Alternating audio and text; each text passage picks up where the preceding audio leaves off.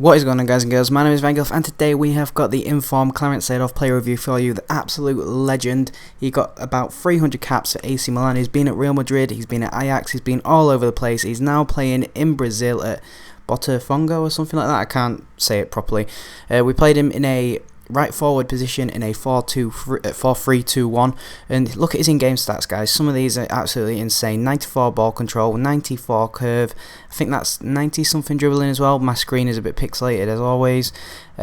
He's got some really good passing stats, some really good long shots, really good shot power as well, guys. The shot power is important with some of these clips you're going to see because it just flies past the goalkeeper.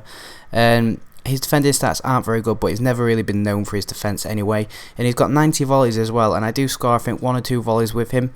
He's got medium attacking work rate, medium defensive work rate, which usually for a right forward would annoy me. But because he's so good at passing, he's so good at build-up play, he's so good at being a central midfielder, when he hangs back a little bit, it's like having a central midfielder in your team, so it's fine. His physical attributes aren't very good, he's not very fast, and that's the only bad thing I could say about him, really. I'm going to give you a few examples of his poor pace here where he could, if there's any other player on the pitch, literally any other player, I would be quite happy letting him run onto the ball, but because it was Seedorf and because he's just so slow, it just wasn't meant to be.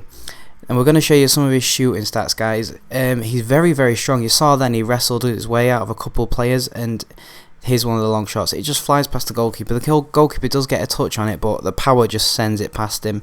His shooting was absolutely phenomenal. He's 4-star weak foot as well, so he can cut on the inside and shoot with his left foot.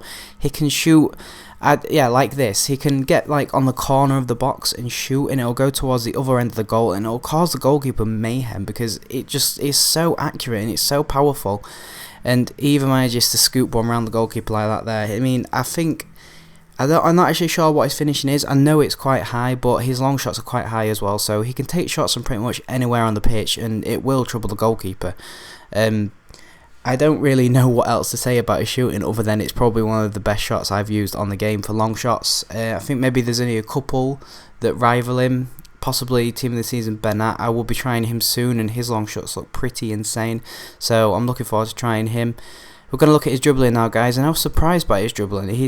Because he's very slow, I wasn't expecting him to get away with doing skill moves as well as other people would, but surprisingly, it works to his advantage. He's slow, but it's not that bad. I mean, if you know a player's going to catch up with you, just do a couple of step overs, turn away from them, and play the ball on because he's got brilliant passing as well. So he's more of a player that keeps possession rather than taking players on, which to me is fine because I prefer to play the possession game anyway. But for some people like the pace abuse, it may not be their option. We're going to look at some of his passes now, and you're going to see a couple where he wanders into the middle of the pitch. You're going to see a couple where he's on the wing trying to cross it in and stuff.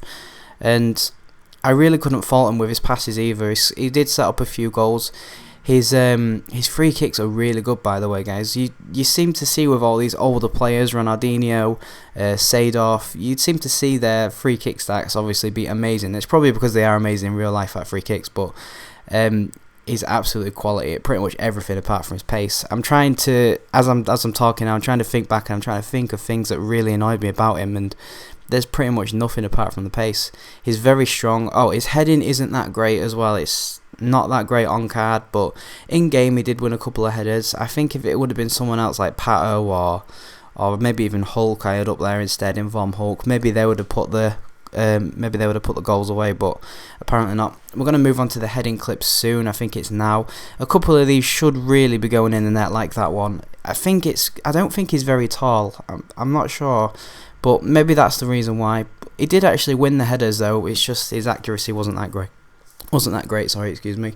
His corners were really good as well, guys. He's got this really good curve on the ball, which makes for brilliant corners like this, these in-swinging ones where it comes towards the goalkeeper and moves away from him at the last minute. I really like that. I did say he wasn't known for his tackling, guys, but he did actually put in quite a good shift when it comes to tackling further down the pitch, winning the ball and playing it further up the pitch.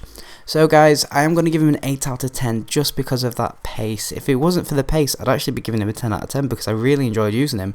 A lot of people will think the pace is a bad thing, but for me it was not a problem at all, so I do advise you go out and try him out at least once. He was only 11,000 coins, so you're not even going to lose that much money on him, really, are you? Thanks for watching, guys. If you have enjoyed this video, please remember to leave a like, comment, and as always, subscribe.